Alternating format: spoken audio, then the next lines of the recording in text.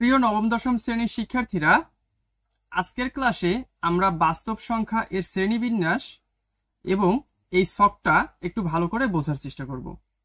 তার আগে চলো আমরা বাস্তব সংখ্যা কাকে বলে সেটা একটু দেখে নিই এবং ধনাত্মক, ঋণাত্মক এবং অঋণাত্মক সংখ্যা কাকে বলে সেগুলো সম্বন্ধে একটু জেনে নেই। এর আগের ক্লাসে আমরা যে বাস্তব সংখ্যা এখান থেকে এর উপরের যে বিষয়গুলো সেগুলো শিখেছিলাম, দশমিক, ভগ্নাংশ, আবৃত্তি, অনাবৃত, তাই না? আচ্ছা, তো এখন আমরা দেখব বাস্তব সংখ্যা কাকে বলে। সকল মূলদ সংখ্যা এবং অমূলদ সংখ্যাকে বাস্তব সংখ্যা বলা হয়। এই প্রশ্নটা কিন্তু মোস্ট ইম্পর্টেন্ট 1 মার্কের প্রশ্ন এই অধ্যায়ের।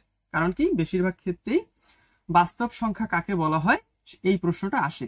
তাহলে বলবা কি, সকল মূলদ সংখ্যা এবং অমূলদ সংখ্যাকে বাস্তব সংখ্যা বলা হয়, তাই তো? সকল মূলদ এবং অমূলদ সংখ্যাকে বাস্তব সংখ্যা বলা হয়।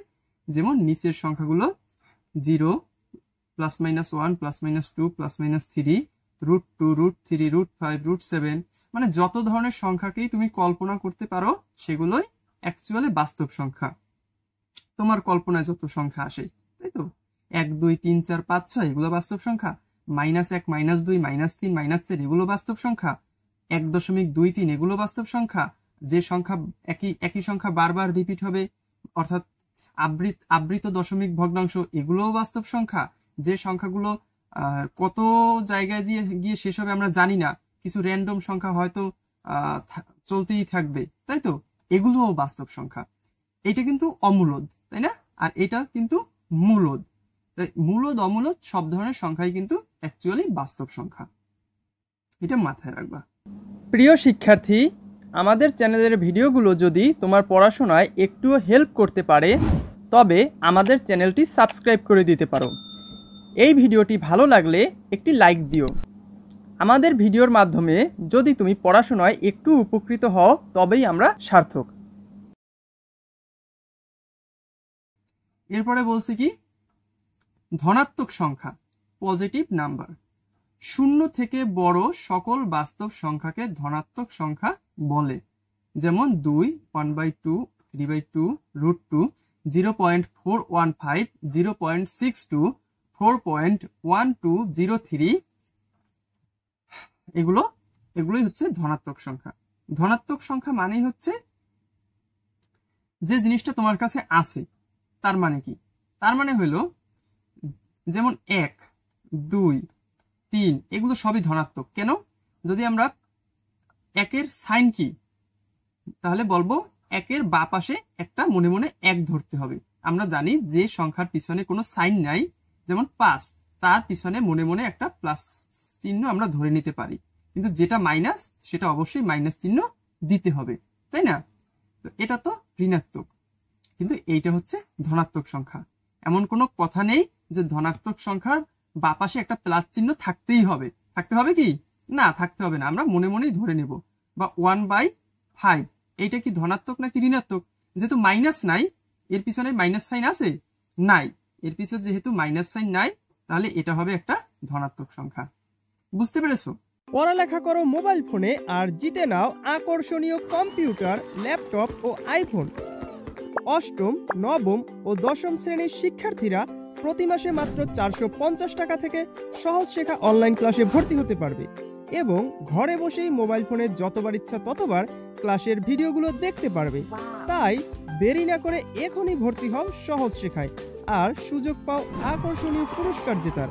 বিস্তারিত জানতে ঘুরে আসো আমাদের ওয়েবসাইট এবং ফেসবুক পেজে, অথবা এখনই কল করো ভিডিওর সাথে দেয়া নাম্বারে। অনুরূপভাবে ঋণাত্মক সংখ্যা কি? 0 থেকে ছোট সকল বাস্তব সংখ্যাকে ঋণাত্মক সংখ্যা বলে। অর্থাৎ যার পিছনেই একটা মাইনাস সাইন লাগানো দেখবা সেটাই হচ্ছে ঋণাত্মক সংখ্যা, তাই তো? এর সাথে যদি কিছু যোগ হয় তাও কেটে কুটে বেশি একটা বাড়বে না, তাই না? তো কারো কাছে আছে -2, তার সাথে যদি তুমি আরো +2 দাও, উত্তর হবে কত? 0, তাই না? অর্থাৎ সে 2 টাকা ঋণ আছে, ঋণগ্রস্ত আছে। তার যদি 2 টাকা আয় হয় তাহলে তাকে তো ওই ঋণ পরিশোধ করতে হবে এবং তার কাছে শেষমেশ 0 থাকবে। তো ঋণাত্মক বিষয়টা হচ্ছে এরকম, যে সংখ্যার পিছনে মাইনাস সাইন থাকবে সেটাই হচ্ছে ঋণাত্মক সংখ্যা।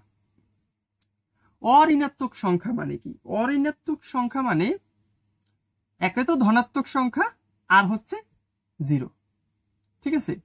কারণ জিরো জিরো ধনাত্মক না আমি মানলাম, কিন্তু 0 তো ঋণাত্মকও না। এখানে আমাকে চাইছে অঋণাত্মক সংখ্যা, যে সংখ্যা ঋণাত্মক না সেগুলো বাদ দাও, মানে পিছনে মাইনাস সাইন চিহ্ন দেওয়া সংখ্যাগুলোকে বাদ দাও। তাহলে পিছনে যদি মাইনাস সাইন দেওয়া সংখ্যাগুলোকে তুমি বাদ দাও, তাহলে থাকে কি ধনাত্মক সংখ্যাগুলো এবং শূন্য।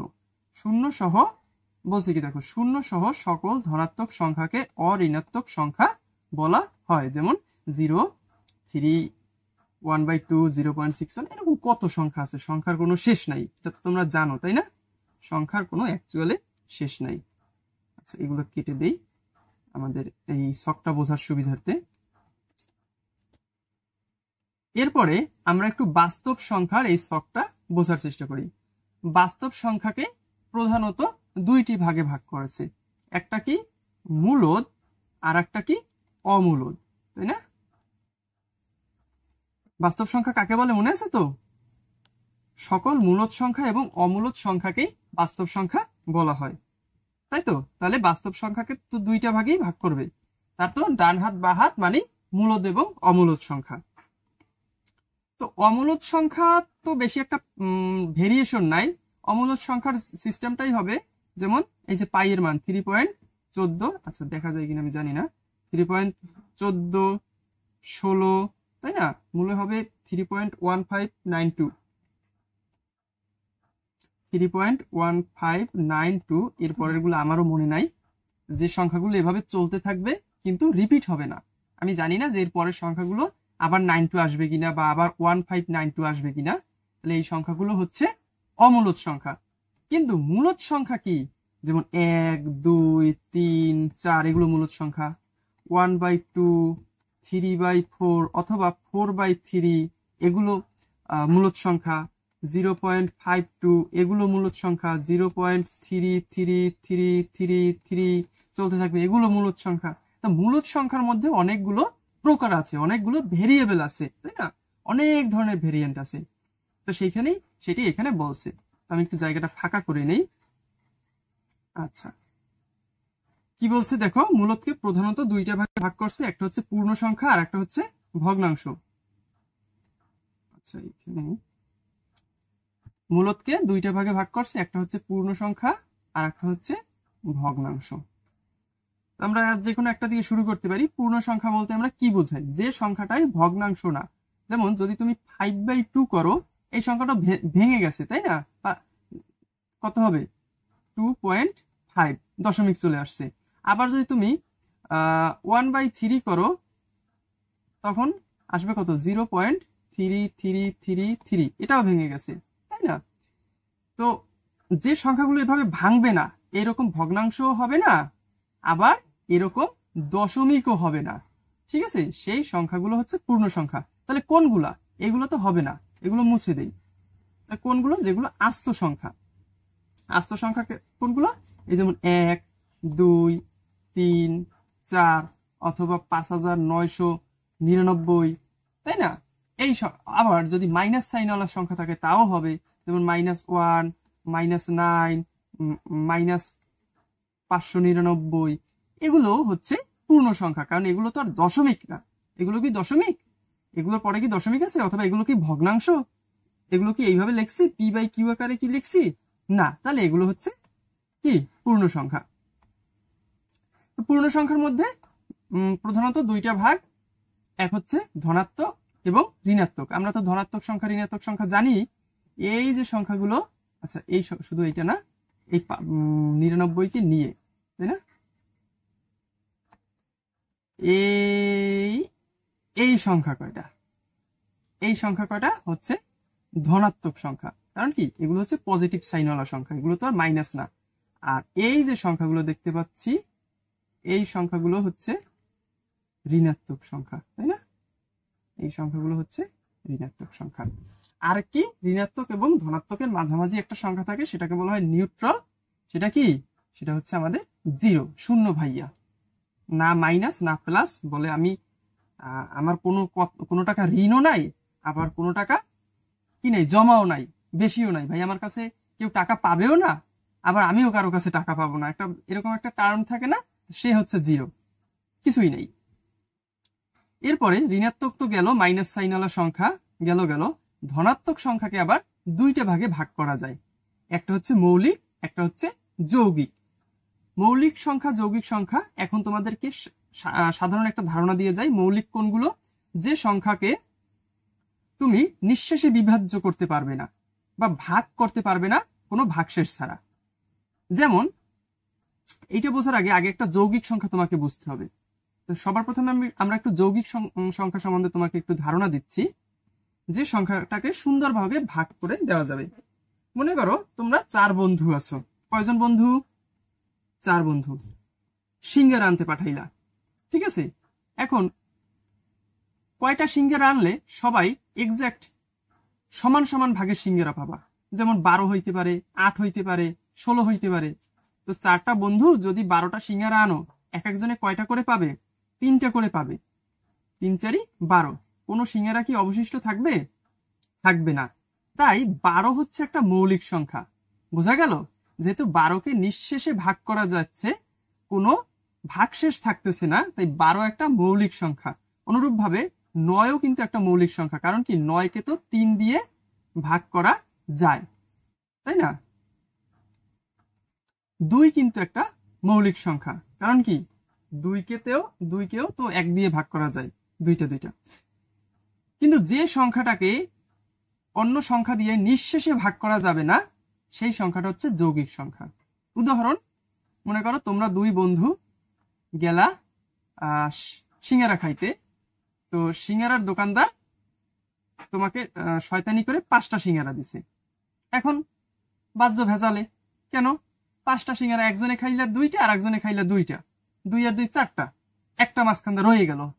তাই 5 হচ্ছে একটা ভেজাল সংখ্যা, তাই 5 হচ্ছে একটা যৌগিক সংখ্যা। 5 কি একটা, দুঃখিত যৌগিক বললাম কেন, মৌলিক সংখ্যা। কারণ কি 5কে নিঃশেষে ভাগ করা যায় না। তুমি যদি 5কে 2 দিয়ে ভাগ করো, 2 ভাগ 5, 2 দুগুণে 4, এবং শেষে 1 ভাগশেষ থেকে যাবে, তাই তো? যেটা নিয়ে 2 বন্ধু মারপিট করবা এবং 2 বন্ধুর সম্পর্ক শেষ হয়ে যাইতে পারে। তুমি যদি একটু ভালো মানুষ হও, বলবা কি স্যার না, আমার বন্ধু এত খারাপ না, হ্যাঁ আমরা অর্ধেক অর্ধেক ভাগ করে খাবো। কিন্তু কারো আবার বন্ধু আছে বলবে না, ওইটা আমি খাবো, তো খাওয়া লাগবে না, তাই না? এটা নিয়ে মারামারিও করতে পারে। এরকম ছেঁচড়া বন্ধু প্রত্যেকেরই 2-1জন থাকে। তো যাই হোক, তো যে সংখ্যাটা এই ছেঁচড়া বন্ধুদের মধ্যে মারপিট লাগায়, সেই সংখ্যাটাই হচ্ছে একটা কি সংখ্যা? মৌলিক সংখ্যা। কি সংখ্যা? মৌলিক। অর্থাৎ যে সংখ্যাটাকে নিঃশেষে ভাগ করা যায় না। ঠিক এরকম একটা সংখ্যা হচ্ছে 11। ঠিক আছে? 11টা জিনিস তুমি 5 জন মানুষের মধ্যে বা 3 জন মানুষের মধ্যে সমান ভাগে ভাগ করে দিতে পারবা? পারবা না। 11টা জিনিস যদি 3 জনের মধ্যে ভাগ করতে যাও, তাহলে 3 3 9, সবাই 3টা করে পাবে, 2টা অবশিষ্ট থাকবে। অথবা যদি 5 জনের মধ্যে ভাগ করতে যাও, তাহলে সবাই 2টা পাবে, হ্যাঁ 10টা, 5 2 করে 10, 10টা হইলে সবাই 2টা পাইতো, কিন্তু একটা বাকি রয়ে যায়। তো এই যে 11, এও একটা ভেজাল বা মৌলিক সংখ্যা। আমি মৌলিক সংখ্যাকে ভেজাল বলি, এটা ফান করে বলি, তোমরা কেউ কিছু মনে করো না। বুঝতে পারছো? আচ্ছা, তো মৌলিক সংখ্যা যদি তুমি চিনে থাকো, তাহলে তুমি যৌগিক সংখ্যাও চিনতে পারবা। নিঃসন্দেহে যে সংখ্যাটাকে সুন্দরভাবে ভাগ করা যায়, সেই সংখ্যাটাই হচ্ছে যৌগিক সংখ্যা। যেমন 12 তো একটা দেখাইছি, 50 একটা যৌগিক সংখ্যা, কারণ 50কে কোনো না কোনো সংখ্যার দ্বারা ভাগ তো করা যায়, কিন্তু সেই সংখ্যাটা কিন্তু 1 হইতে পারবে না। ঠিক আছে? 1-এর বাদে, যেমন 2 দিয়ে আমরা 50কে ভাগ করতে পারি। ঠিক আছে? 2 জন লোক যদি 50টা কলা নিতে চায়, তাহলে এক একজনে কয়টা করে পাবে? 25টা করে পাবে, তাই না? কোনো অবশিষ্ট থাকবে? থাকবে না। 25 25 50। তো বিষয়টা এরকম। তো 50 হচ্ছে একটা যৌগিক সংখ্যা।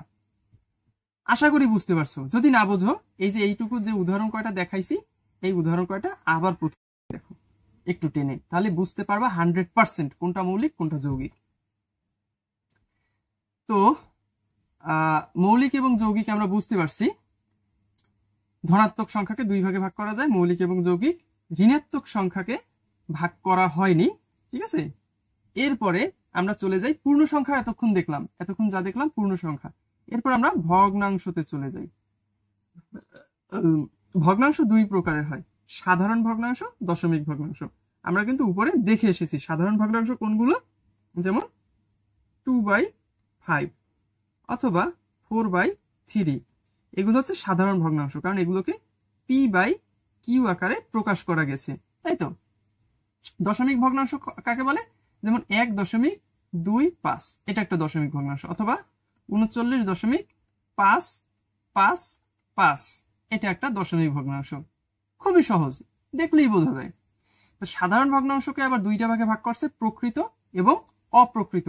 মনে আছে যে ভগ্নাংশকে p/q দ্বারা প্রকাশ করা যাবে এবং q অসমান 0, এবং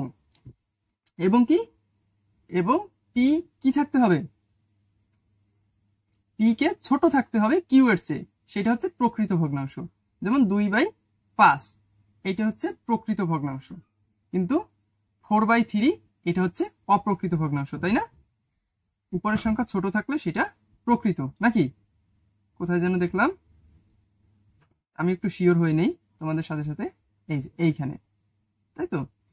p যদি ছোট থাকে এবং q যদি বড় থাকে তাহলে সেটা প্রকৃত ভগ্নাংশ, অর্থাৎ লব যদি ছোট থাকে, হর যদি বড় থাকে, সেটাই প্রকৃত ভগ্নাংশ। ঠিক আছে, এই যে তাহলে এইটার কিন্তু লব ছোট, হর বড়, তাহলে এইটা হচ্ছে এই যে প্রকৃত ভগ্নাংশ, এটা প্রকৃত ভগ্নাংশ। আর এইটার আবার লব বড়, হর ছোট, তাই বা এটার কি, এটার ক্ষেত্রে p বড়, পির দিক বড় সাইন দিতে হবে, q ছোট, কিউর দিকে এই যে পিছনটা ফিরেই রাখতে হবে, তাই এইটা আবার অপ্রকৃত, তাই তো। আশা করি বোঝা গেছে। এরপরে কি আর একটা আছে কি, মিশ্র। মিশ্রটা আবার দশমিক ভগ্নাংশের মধ্যেও থাকে, অপ্রকৃত বা মিশ্র। দশমিক ভগ্নাংশকে দুইটা ভাগে ভাগ করা হয়েছে, সসীম, অসীম আবৃত, অসীম অনাবৃত। ঠিক আছে, এইটাকে এইখানে আর একটা তীর চিহ্ন দেওয়া যাইতে পারে, এটা দুইটার মধ্যেই পড়বে। সসীম কি, যে সংখ্যাটা সীমা আছে, যেমন এই যে 1.25, এটা কিন্তু সসীম, কারণ কি 2-5 পরে আর কোনো সংখ্যা হবে না। অসীম আবৃত মানে কি, যেমন 1.333333, আমরা জানি 3 আসতেই থাকবে, তাই না। আর অসীম অনাবৃত মানে কি, আমরা জানি না যে দশমিকের পর কত আসবে, যেমন 3.14, 15, 9, 2, এরপরে কি আসতেই থাকবে সংখ্যা, এটা হচ্ছে অসীম অনাবৃত। তা আশা করি এই ছকটা তুমি ভালোভাবে বুঝতে পেরেছো, এবং যদি না বুঝে থাকো তাহলে এই ভিডিওটা একদম প্রথম থেকে আবার টেনে দেখো, তাহলে এই ছকটা বুঝতে পারবে। আচ্ছা, এর পরের ক্লাসে আমরা পড়ব উদাহরণ 1।